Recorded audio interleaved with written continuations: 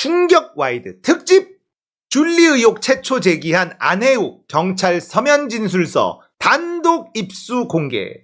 여기가 어디냐? 썬데이 저널이라는 한인 매체입니다. 민족 정론지. 머가리가 깨져도 김건희는 줄리. 나의 진술은 사실이다. 자, 이분의 진술을 하나씩 한번 살펴볼 건데요. 일방적인 주장이니까 이걸 보면서 얼마나 신빙성이 있는지 믿을만한지를 좀 살펴봐야겠죠. 그래서 꼼꼼히 들여다보도록 하겠습니다. 자, 진술인 안혜욱 회장은요, 이 사건 이전까지는 김건희와 최은순 모녀와 아무런 감정이 없었습니다. 가령 서면 진술서 등의 모두의 사실을 제20대 대통령 선거를 앞두고 증거와 증인들을 동반하여 폭로하였다면 그 파괴력은 상상 이상이었을 것입니다. 단순하게 김명신 교수와 줄리 작가와 관련된 사실만을 김건희 씨가 인정하였다면 오늘의 사건은 없었을 것인데도 불투명한 인생을 살아온 김건희 씨의 업보라 아니할 수 없는 것입니다. 진술인은 바로 아래 여동생이 정신장애자였던 관계로 여자의 사생활은 철저히 보호받아야 한다고 생각하여 왔고, 더구나 태권도 행사마다 6세 이상 되면 간섭하지 말라고 학부모들에게 늘 당부하였기 때문에 타인의 생활에는 일체 개입한 바가 없습니다. 따라서 진술인은 열린공감TV 등의 인터뷰에서 김건희 씨가 과거 줄리 예명 사용 시기에 술집 접대부라 말한 적도 없고, 술을 잘 마신다고 한 적도 없고, 유흥업소 종업원의 용모와 복장을 하였다고 말한 적도 없었습니다. 이러한 허위사실이 진실처럼 된 것은 사실을 오판한 조선일보 등의 언론의 엉터리 팩트체크와 국민의힘 패널들이 종편 등을 통하여 자작한 것이고, 심지어 김건희 씨의 친오빠까지 가공의 사실을 만들어내었고, 이 사건 고발인인 국민의힘의 고발장까지 김건희 씨의 술집 출입을 기정사실화하며 진술인을 고발하는 등 자작극을 벌이고 있습니다. 따라서 진술인은 김건희 씨의 명예를 훼손한 적이 전혀 없었고, 되려 김건희 씨의 명예를 보전하려 한 것으로 볼 수 있다 할 것입니다. 그럼에도 명신, 줄리, 명신보감, 이 자신이 살아온 인생에서 보태고 숨기고 속이는 삶이 어릴 적부터 계속하였다고 자인하고 자해하는 형국으로 진술인을 고발하였기에 진술인도 부득이하게 모든 사실을 알려 대응하게 된 것뿐인 것입니다. 면밀히 검토하시어 억울함이 없게 실체적 진실을 밝혀주시길 바라며, 만약 김건희와 최은순이 위 사실을 부인하면 대질신문 등을 요청합니다.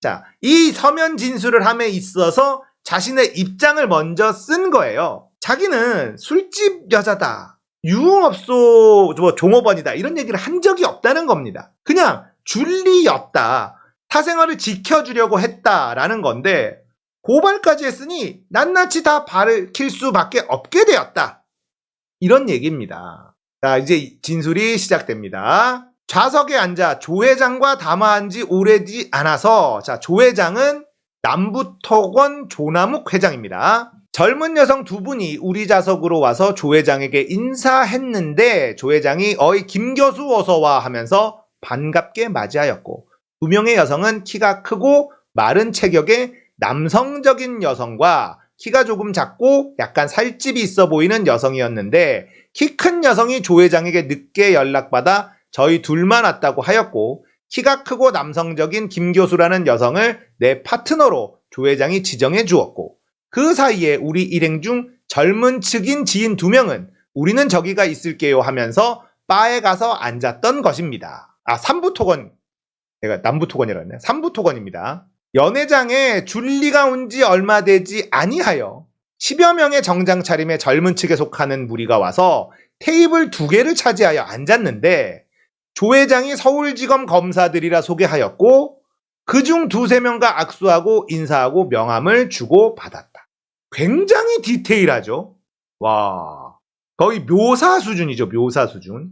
키가 크고 남성적인 김 교수라고 불리는 사람이 파트너가 됐다. 이게 김건희의 예전 사진입니다. 안혜욱 회장이 만났을 때의 사진이에요.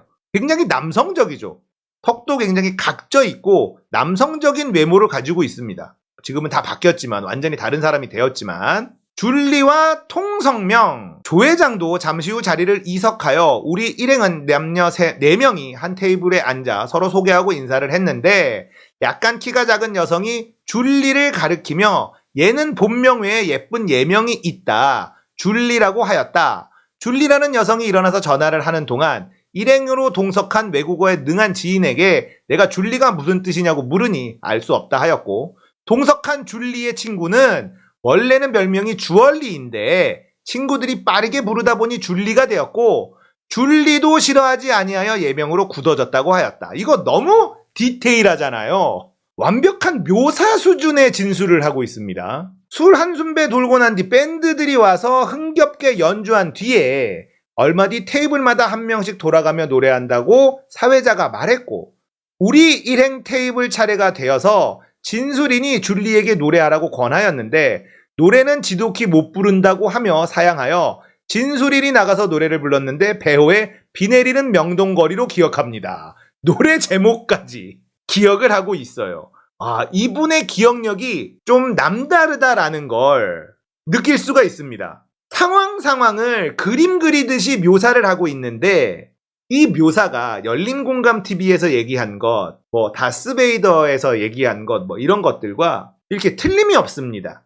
진술의 일관성이라는 이야기를 많이 하잖아요. 굉장히 일관되게 이런 표현을 하고 있고, 그렇기 때문에 이 이야기를 듣는 사람은 굉장히 그럴싸하게 들릴 수밖에 없는 거죠. 신빙성이 있는 진술 아니냐라고 생각할 수밖에 없는 겁니다. 줄리의 첫 번째 허위 경력, 성신여대 교수입니다.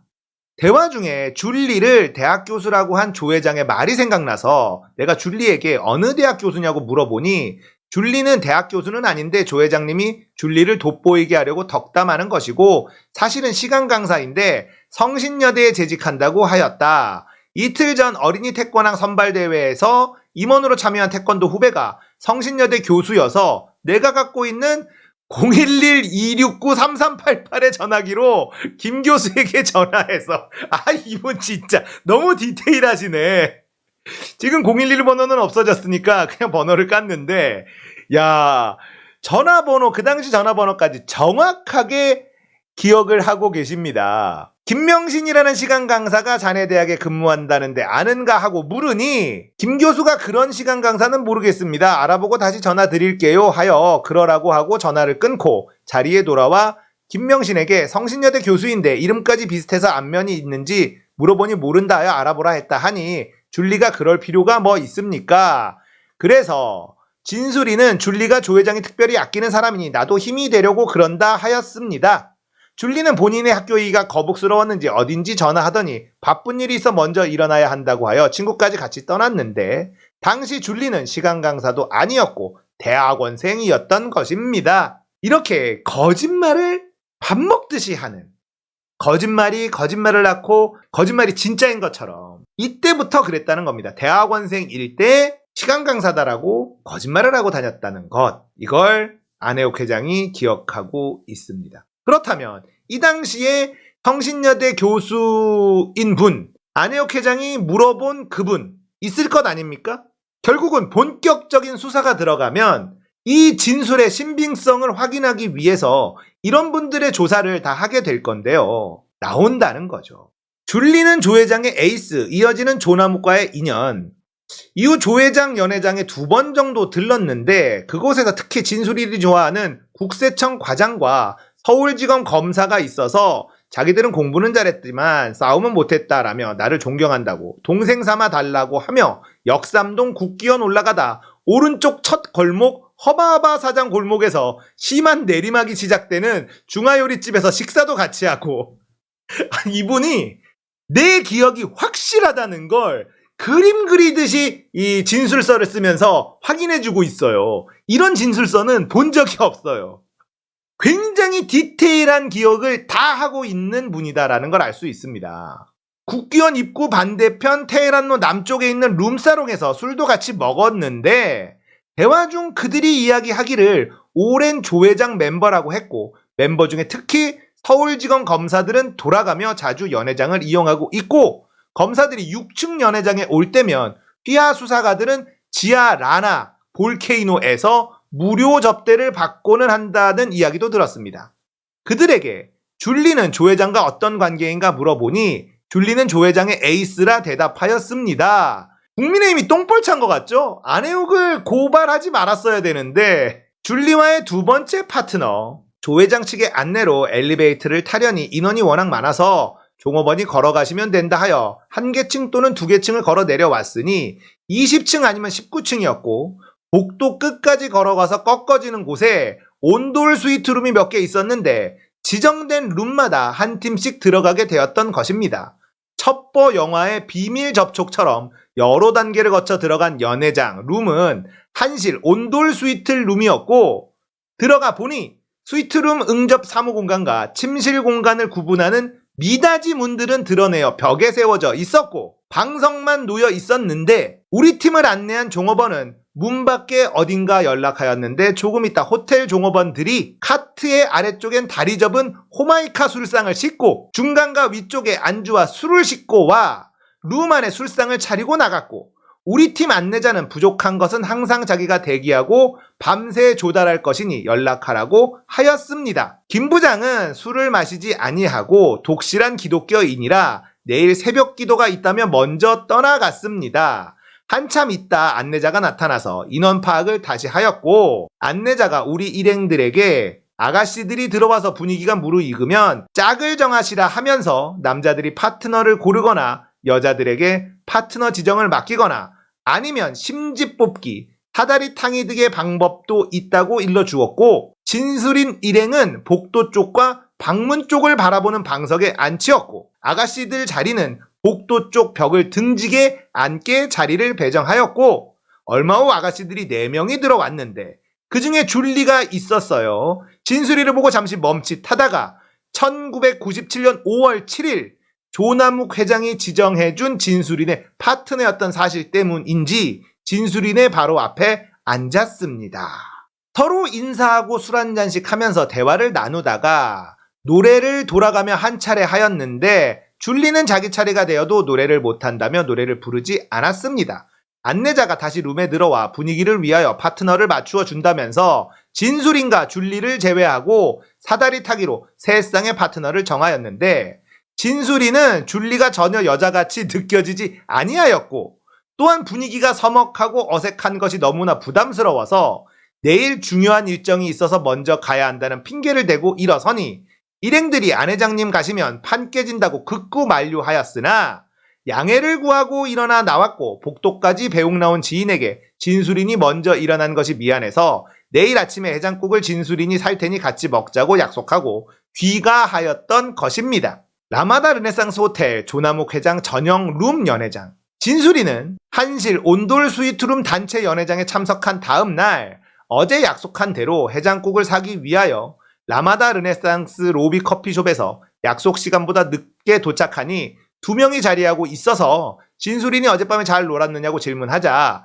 지인이 어젯밤에 회장님 가시고는 분위기가 이상해지고 짝도 맞지 아니하여 자리를 일찍 파하고 헤어졌다 하였고 한 사람은 어디 갔느냐 물어보니 한 지인이 연락하였으나 핸드폰을 받지 아니하고 객실에서도 전화를 받지 아니하여 연락할 방법이 없어 기다리고 있다고 하여 진술인이 핸드폰으로 연락하였으나 전화가 불통이었습니다. 진술인이 한참을 기다리다 사고 난 것 같은 불안감이 들어서 진술인이 지인에게 호텔 프론트 데스크에 비상사태라고 연락하라고 말하자 지인 한 명이 어젯밤 연회가 열린 스위트룸 키를 갖고 있는데 룸의 상태를 몰라서 올라가볼 용기가 나지 않아 커피숍에서 기다리고만 있다 하면서 회장님이 올라가셔야 될 것 같다고 하여 진술인이 온돌 스위트룸 키를 받아서 19층인가로 올라가서 연회가 열린 룸으로 갔는데 객실 문 앞쪽에 쇼핑백이 있어서 안쪽을 보니 와인 2병이 있었고 카드가 있기에 읽어보니 라마다 르네상스 호텔을 이용해주신 VIP에 감사합니다. 편안한 밤 되셨길 바라고 즐거운 여정을 기원합니다.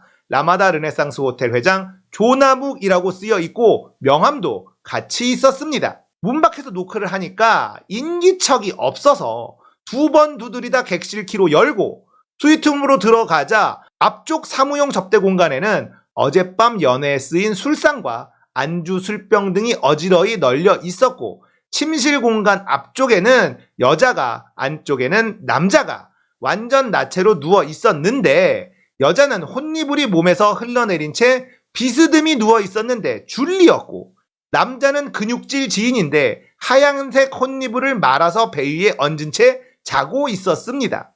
진솔인이 너무 당황해서 룸에서 나오려다 술상 아래 있던 술병을 건드렸고 쨍 하는 마찰음 소리에 눈이 뜬 줄리와 눈이 마주쳤는데 놀란 줄리는 비명을 지르며 홑이불로 얼굴을 감쌌고 지인 근육질 남자는 줄리의 비명소리에 잠에서 깨어나 멍한 표정으로 진술인을 바라보아서 진술인이 아래로 내려오라는 손짓을 하고 객실을 나와서 커피숍에 도착하여 기다리던 지인들에게 줄리가 위에 있다고 하니 줄리는 아내장 파트너인데 하면서 완전히 믿는 눈치가 아니었습니다. 모친 최은순의 등장, 안혜옥 씨의 기억이 조작됐다고 할 수 없는 것은 여러 가지 정황들이 구체적인 것은 물론이고 등장인물의 면면이 현재 김건희 여사와 관련해 제기되는 의혹과 하나같이 연관이 있기 때문이다.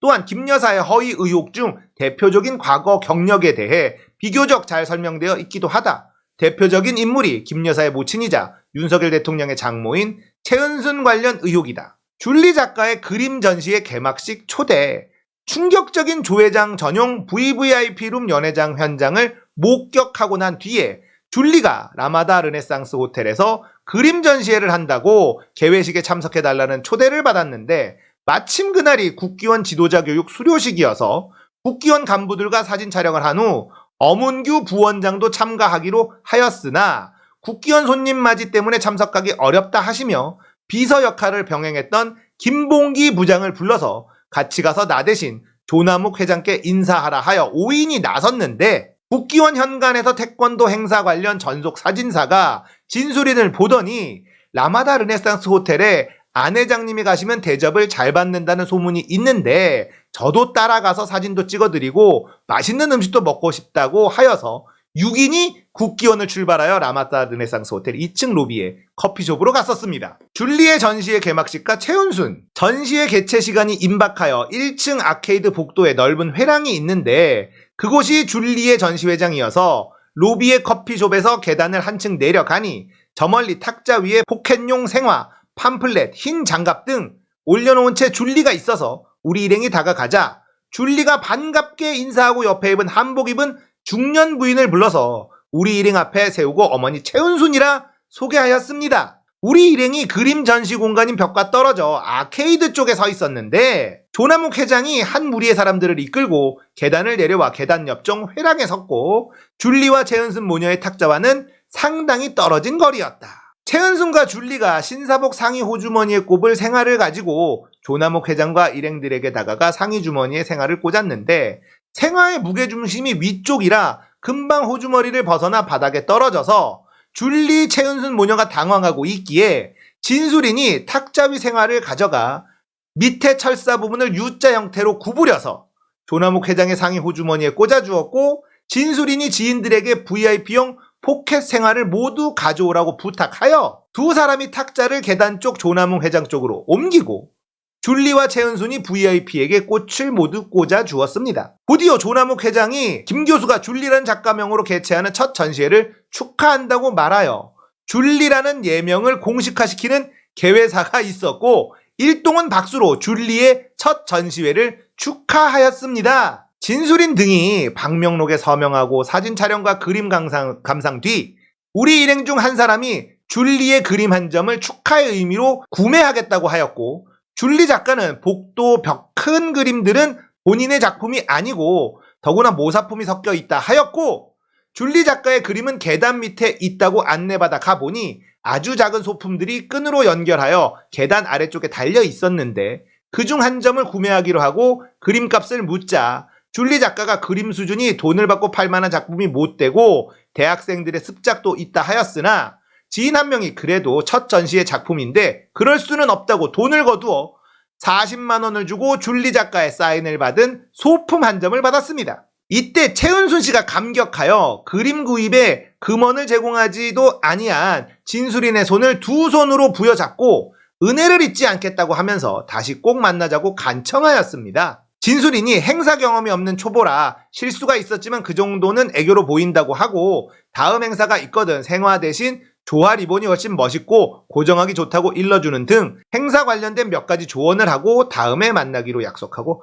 헤어졌습니다.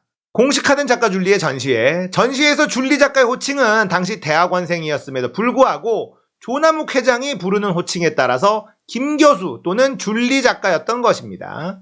진수린에 대하여 줄리가 오빠라고 부르게 된 것도 전시회 개회식에서 최은순 씨에게 진수리를 소개할 때부터 부르게 된 것으로 지인의 간곡한 부탁에 진수린이 승낙하였기 때문입니다. 오빠라고 불렀다는 거예요. 줄리가 안혜옥 회장에게 오빠라고 불렀다는 겁니다. 오빠 참 좋아하시죠, 이분. 줄리의 어머니 최은순의 식사 초대, 줄리의 그림 전시의 개회식이 있고 며칠 뒤에 최은순 모녀의 초청을 받았습니다. 진수리는 전날 과음하여서 나가기 싫었지만 전시회 개회식에 최은순 씨에게 약속한 것이 마음에 걸려서 라마다 르네상스 호텔 로비 커피숍에 가니 지인 3인이 와 있었고, 이어 최은순 씨와 줄리 모녀가 와서 식사 초대 준비 등을 이야기하였는데 2층에 있던 프렌치 레스토랑 노블레스에 예약하면서 최고의 스테이크를 준비했다 하였지만 진수리는 전날 가음으로 속이 니글거려 스테이크를 먹을 수 없다며 중화요리집 가빈에 올라가서 해장하고 다시 만나자고 일어서니 지인 중 한 명이 안 회장님 혼자 식사하기는 뭐하니 자기도 같이 가겠노라며 2명은 가빈으로 4명은 노블레스로 헤어졌습니다. 이분 너무 기억력이 너무 좋으신 거 아니에요? 와, 대단합니다. 가빈에서 권 지배인에게 기스면에 4천씩 계란탕을 시키고 기다리고 있었는데 최은순 씨가 나타나서 노블레스에 같이 갈 것을 종용하면서 최고의 암송아지 스테이크를 어렵게 구해서 최상의 맛을 낸 것이라 하였으나 진수린이 언성을 높여 짜증을 낸 말투로 속이 안 좋아 못 갑니다 라고 단호히 거절하여서 낙담하여 쓰러질 것 같은 최은순 씨를 지인이 부축하여 노블레스 식당까지 모셔주고 되돌아왔던 것입니다. 진수리는 가빈에서 식사 후 지인과 노블레스 레스토랑에 가서 최은순, 김명신 모녀와 6명이 고풍스러운 장식이 있는 주황색 의자에 같이 앉아서 전시회에 따른 대화와 줄리의 예명인 주얼리 작가라는 이름을 최은순 씨가 여러 곳에 물어봐서 지었다는 이야기 등을 주고받았고, 여러 곳에 물어봤다. 무당. 무당에게 물어봤나 보네요. 최은순 씨는 명신이 아버지가 일찍 돌아가 호러미로 키워서 명신이가 부족한 점이 많으니 앞으로도 지도 편달 바란다 하였고, 진수린이 최은순 씨에게 우리 외삼촌 누이가 있는데 많이 닮았다고 하자 최은순 씨는 정말 그러하냐며 나이를 물어서 진수린이 외사촌 누이가 1946년생이라 말하였고, 최은순 씨는 자기와 동갑이라 하면서 언제 같이 한번 만나자고 하였습니다. 최은순 씨는 명함을 주면서 본인의 집에 꼭 한번 방문해 주기를 간청하였고, 진수린은 조금 전 최은순 씨를 상대로 역정을 낸 것이 미안해서 꼭 가겠다고 약속하였습니다. 최은순과 김명신의 거주지 금남리 방문. 진수린은 1998년경 강원도 춘천에서 태권도 체육관을 하는 김동수 관장이 예전부터 춘천에는 옥광산이 있는데 품질이 뛰어나니 그 옥으로 회장님 명패를 만들어 주겠다고 했어요. 태권도 대회 때마다 만날 때면 큰 옥이 아직 나오지 아니한다면서 미안해 하였는데, 최은순 씨 라마다 르네상스 호텔 식사 초대 후 한참이 지났을 때 김동수 관장이 춘천 옥광산에 큰 옥이 나왔으니 회장님이 춘천 구경 삼아 오시면 옥도 안전하게 가져가시고 춘천 닭갈비도 드시고 가시면 고맙겠습니다 하여 진수리는 그렇게 하자고 승낙하고, 예전에 최은순 씨 집이 춘천 가는 길 어디에 있다는 것이 생각나서 연맹 사무원에게 최은순에 대해 알려달라고 하여 주소와 전화번호를 받았습니다. 초등연맹 의전팀 태권도 사범과 함께 소나타 골드 승용차로 46번 국도를 타고 춘천으로 가다가 이분 너무 디테일한데? 소나타 골드 승용차라는 거예요. 와, 소나타 골드 46번 국도. 와, 너무 디테일하게 기억을 하시네. 자택이 있는 남양주시 화도읍에 들어가서 진수린이 최은순 씨 집에 들리자고 지시하니 초등연맹 의전위원이 춘천에 약속된 시간에 도착하려면 시간이 빠득할 것 같으니 오시는 길에 들리시는 게 어떻겠습니까 하였지만 진수린이 약속을 지켜야 하니 잠깐만 들러가겠다고 하여 금남리 쪽으로 우회전하여 양주시 근처에 최은순 씨가 경영하는 뉴월드 호텔 모텔입니다. 앞에 차를 주차하고 최은순 씨를 찾으니 중년 남자가 집에 계신다 하여 건너편 집으로 향하였는데, 소식을 들은 최은순 씨는 집에서 나와 반가워 어쩔 줄 몰라 하며 내 손을 부여잡고 미리 연락하시고 오셨으면 준비하고 좋았을 텐데 하며 아쉬워하기에 진수리는 지나가는 길에 잠깐 들린 것이니 너무 신경 쓰지 마십시오 하였습니다. 식당으로 발길을 옮기면서 최은순 씨가 옆에 젊은 청년에게 명신이한테 귀한 손님이 오셨으니 인사하라고 전달하라고 하였는데 청년은 명신이는 아직 자고 있다는 대답을 하였고 식당에서는 손님 맞을 준비가 되어 있지 아니하여 최은순 씨의 안내로 집안의 거실로 들어가자 두꺼운 원목 탁자 위에 차를 내어놓은 최은순 씨가 진수린 등이 차를 마시는 중에 여러 번 큰 소리로 명신아 명신아 하고 불렀고 조금 있다가 줄리가 잠옷바람에 잠이 덜 깬 상태로 엄마 왜 그래 하고 거실로 들어오다 진수린 등을 보고 깜짝 놀라 얼른 방으로 들어갔습니다. 최은순 씨와 대화를 나누던 중 춘천에서 김 관장의 전화가 와서 춘천 식당에서 회장님을 뵈려고 춘천 태권도 관계자 학부형 등 수십 명이 벌써 모여 기다린다 하여 진수린이 급하게 일어서서 가려고 하니 최은순 씨가 명신이가 세수하고 옷 갈아입고는 금방 올 테니 만나보고 가시라 하였으나 진수린이 춘천까지의 일정이 빠듯하여 오늘 갑자기 방문하여 실례를 하였으니 기회가 되면 미리 연락하고 방문하겠다고 말하면서 최은순 씨와 작별 인사를 나누고 집 밖으로 나와서 자동차를 타려는 순간 최은순 씨가 회장님하고 불러서 뒤돌아보니 그 사이 몸단장한 줄리가 최은순 씨 옆에서 목례로 인사를 하였고 진수린을 답례한 후 춘천으로 간 사실이 있습니다. 김명신의 결혼식과 최은순, 진수린은 1999년 3월 28일 지인이 이른 아침에 전화하면서 월요일인데 너무 일찍 전화해 미안하다 하길래 진수린이 무슨 급한 일인가 물어보니 줄리가 결혼한다 하였고 노보털 앰베서더에 와서 결혼식도 보고 여러 지인이 외국에서 왔으니 만나자고 하였는데 진수린이 노보텔을 모텔로 잘못 알아듣고 김명신의 엄마가 부자인데 왜 모텔에서 결혼식을 하느냐 물으니 지인이 모텔이 아니고 노보텔이라며 최고급 호텔이라 설명하였습니다. 이분 너무 디테일하신 거 아닙니까? 너무 디테일하죠. 진수린이 독신이라 수십 년간 결혼식에 참석한 사실이 없었고 청첩장을 보내는 놈은 인간도 아니다라고 공언하였기에 마뜩하지 않았지만 외국에서 지인들이 왔다기에 참석하기로 한 후 휴일이라 태권도 연맹 의전팀을 호출하기가 미안해서 택시를 잡아서 타고 노보텔 앰버서더 가자면서 다시 한번 노보텔입니다 하고 다짐하니 운전기사가 웃으면서 손님처럼 말씀하시는 분은 드물고 앰버서더 노보텔 또는 앰버서더 호텔이라고 부르는 분이 많아서 어떻게 부르던 택시기사들이 잘 알아들으니 걱정 마라 하였습니다. 이분 아니 무슨 각인이 돼 있나? 그때 상황을 택시기사랑 한 대화까지 기억하고 있어요. 결혼식을 끝으로 최은순, 김명신 모녀와의 인연이 끊어진 것이고 또한 1997년 5월 7일경에서 1999년 3월 28일까지 약 2년 동안 줄리를 지금의 기억만으로 11번 만났던 것인데 계속적으로 기억이 떠오르고 있는 것입니다. 자, 안혜옥 회장의 일방적인 주장이기 때문에 우리는 이것이 진실인지 아닌지는 알 수는 없습니다. 다만 너무나 상세한 묘사 수준, 그림을 그려주듯이 묘사하는 수준의 이분의 기억력은 이 진술이 굉장히 신빙성이 있어 보이도록 만드는 그런 요인으로 작용을 한다는 건 확실합니다. 고발이 들어갔고 경찰에 서면 진술을 했고 조사를 받고 수사가 들어가면 이 진술이 사실인지 아닌지 확인을 해봐야 되는 작업이 남아있겠죠. 그렇다면 여기에 등장하는 인물들이 다시 조사를 받을 것이고 이 진술이 사실인지 아닌지가 판명되게 될 겁니다. 국민의힘은 괜히 안혜옥 회장을 고발해서 이 일을 다시 키워버린 거예요. 내버려뒀으면 대한민국의 여러 유수 언론들이 가만히 입 다물고 있었을 텐데 괜히 고소해서 이런 일이 벌어진 겁니다. 이분의 기억력은 특별해요. 너무나 디테일하게 정확한 날짜, 타고 간 차의 종류, 소나타인데 그것도 골드라는 거 이건까지 기억하고 있고 몇 번 국도를 탔는지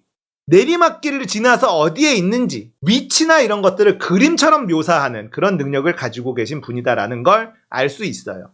결국 이런 진술들은 다시 시키고 다시 시켰을 때도 똑같이 나온다라고 한다면 진술의 일관성 면에서 증거로 채택될 가능성이 매우 높다 이렇게 볼 수 있습니다. 복잡한 이야기를 일관되게 진술한다라는 건 진실에 가깝다라는 게 법정에서 그 증거가 채택되느냐 안 되느냐의 싸움이 되거든요. 이렇게 디테일한 것을 반복적으로 진술할 수 있다면 이건 진실일 가능성이 높다.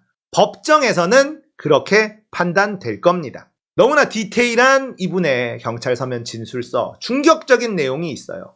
이분이 그 전에 얘기를 할 때 몇 번 만났는데 이거는 자기 지인의 사생활도 있기 때문에 말할 수 없다. 자, 그 부분에 대해서 매우 디테일하게 설명을 했습니다. 조남욱 회장의 온돌방 스위트룸.